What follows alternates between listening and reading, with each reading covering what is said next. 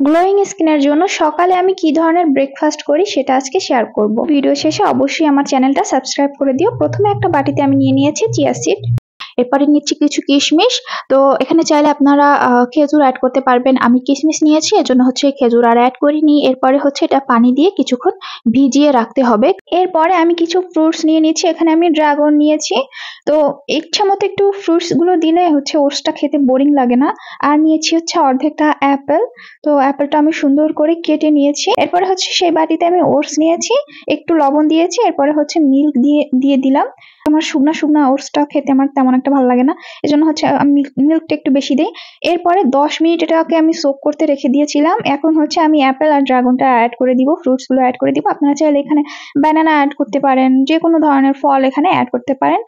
তবে fruits add করার চেষ্টা করবেন, কারণ ফ্রুটস অ্যাড করলে হচ্ছে ওটসটা খেতে ভালো লাগে, অনেক বোরিং লাগে না আর কি। তো এই তো আমার হেলদি ব্রেকফাস্ট রেডি। দেখুন কতটা ইয়াম্মি লাগছে, আর এটা সত্যি অনেক মজার হয়। আপনারা চাইলে ট্রাই করতে পারেন।